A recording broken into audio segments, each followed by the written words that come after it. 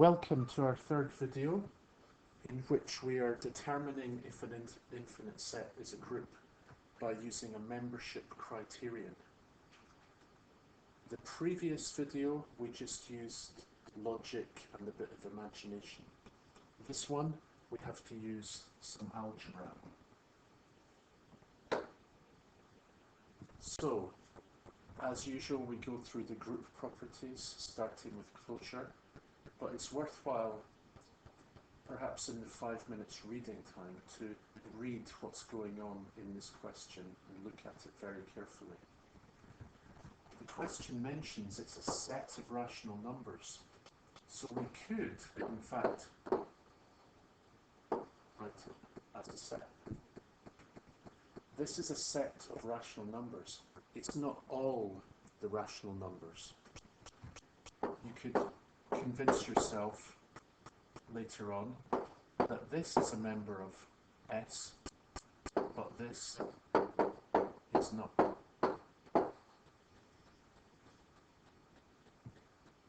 So we're not talking about all the rational numbers. In fact, if I represented the rational numbers here, S would be a subset. And what we're interested in is, if I pick any two members of S, is it true that A times B is also in S? That's what we have to consider. And it's important not to get confused. It's always true that two rational numbers, when I multiply them, I still get a rational number. That's true. But it's not obvious that if I take two members of S and multiply them, that the answer remains an S. So that's what we have to figure out. You can't really do that in your head. You have to do some algebra. So let's do 3n plus 1 over 3n plus 1 times 3a plus 1 over 3b plus 1, let's say. That would give us 9an plus n plus a plus 1 over 9nb plus n plus b plus 1. And we want to see, does that come into this format? Well, it's obvious we need to factorize by 3 an plus.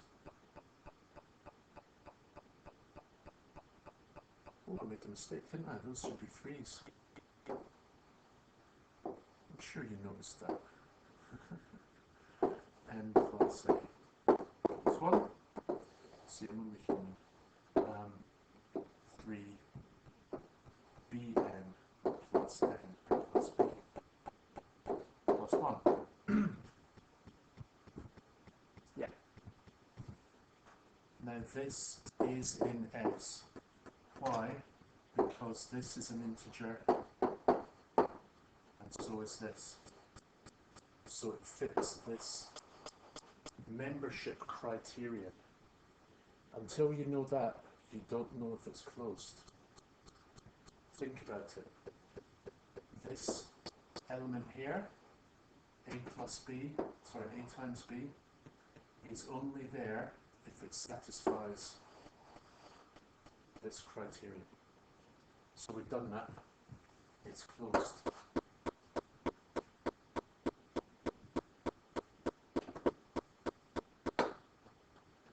Associativity. Now, again, a little bit of thinking here. We are told in the problem we may assume multiplication is associative. And on the previous page, we saw that S is a subset of Q. However, you're allowed to state that since multiplication is associative for all members of Q, therefore it is in S. So multiplication is associative in Q therefore it is S. So that's a bit of a difference from the first one. The result of associativity is true for everything in Q, therefore it is in S. However, in the previous one, we had a bit of a different perspective. We were starting in S and showing that with multiplication we cannot escape S. So, a subtle difference there in the task. Identity. We have to see, is there an identity in this set? Well, the obvious candidate is 1. And then with a bit of thinking we can see that 1 does indeed fit the membership criterion. So that's an easy one. But only because it fits this pattern. If we have an identity, do we have an inverse? 3n plus 1 over 3n plus 1 times something has to be 1. The obvious candidate is to flip that over.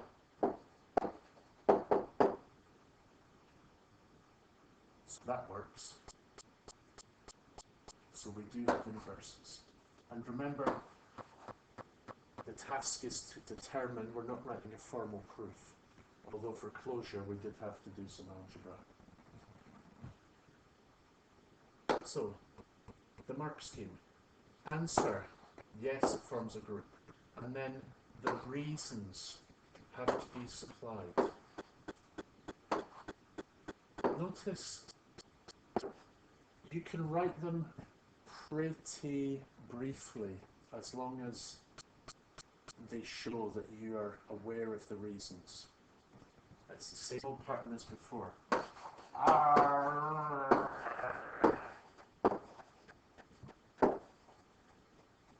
Answer, reason, in order to access maximum marks.